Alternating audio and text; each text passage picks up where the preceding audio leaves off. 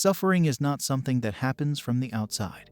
It is something that happens from within. Pain is inevitable, but suffering to a great extent is a choice. Miserable people can choose to suffer just about anything. The sunshine, the rain, and unfortunately many a time life itself. When a joyful person stubs his toe, it causes pain but not suffering. But when a person who has invested in his miseries stubs his toe, it becomes the most terrible experience for him on a physical, mental, and emotional level. The pain is accompanied by mental frustration and anger. If you want to stop suffering, you must address the root of your suffering. But that may take time and a lot of effort. Better yet and much easier would be to invest in your joy and happiness. Whatever you invest in grows. Life will always have its ups and downs. Unrealistic expectations from anyone or anything are one of the root causes of suffering. It may not appear to be, but suffering is a gift. It is experience needed for our growth on a conscious level. Without mistakes in the rendered suffering, there would be no progress. Suffering is a catalyst of empathy. Empathy is a catalyst for understanding. Understanding is a catalyst for acceptance. Acceptance is a catalyst of love, and love is valuable in and of itself. Ultimately, suffering is a catalyst for awakening. It forces the ego to yield and eventually break. We are here now for this very reason. Think of us as evolving energies and always try to keep in mind we live many lifetimes. Things may be doom and gloom at the moment, but we will be endowed with the wisdom of it all in the end. Suffering is like burning coal to convert it into a diamond.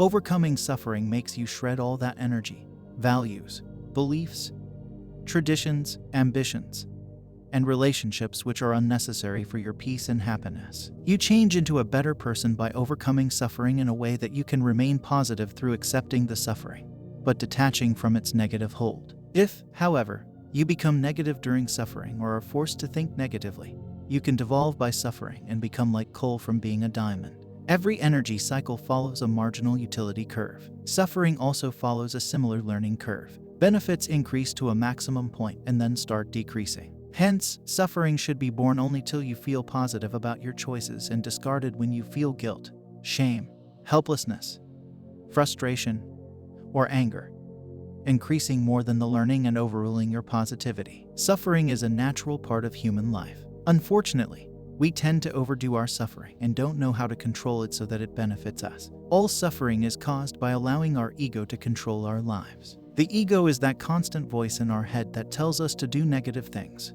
treat other people negatively, use people for our own benefit, etc. Anything negative is fostered by the ego. The result is that we suffer. When you let go of the ego's dominance and get into the now point, you discover that there is only that, the now, and it is perfect. It is our real life. It's where we can connect with our real selves, our divine souls. Now you may think this is all nonsense, but it's not. The ego in mankind is the cause of all our unhappiness, our hate, our lack of love for ourselves and others, the blaming of others for our problems, and even the wars against other adversaries. If most people would let go of their ego's control and get to living in the now moment, letting go of the past and stopping the desire for a better future, we could solve all the problems of the world and live joyful, loving lives. Suffering pushes us forward. Whether we feel depressed, empty, or confused, all bad feelings appear in order to make us think about their reason and purpose. In our world, we see only the outward shell of reality. We do not see what is hidden behind nature, society, a person, or the cosmos, and we cannot control any of them. As with embroidery, the links and threads traversing all the parts of the picture can only be seen on the reverse side. Likewise, we do not see the connections between events in our reality.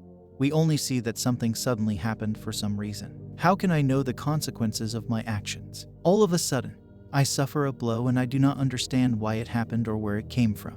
Where did I go wrong? What did I do to deserve this? And even what's the point of it all? Anyone can interpret the reason for their own suffering, and the suffering of others however they see fit. But everyone agrees that suffering makes us think about its purpose and its cause, which in the view of the universe, are one and the same. There is only one reason for all suffering, to make us ask about its meaning. We can then use these questions to raise us from the level of our earthly existence, where the causes are hidden, to a higher level of existence, where the reason for the suffering is revealed. To discover that there is a source to live, the light, the creator, and to attain adhesion with this source. Such questions about the source of pain, the purpose of suffering, and the meaning of life help reveal a person to their true self.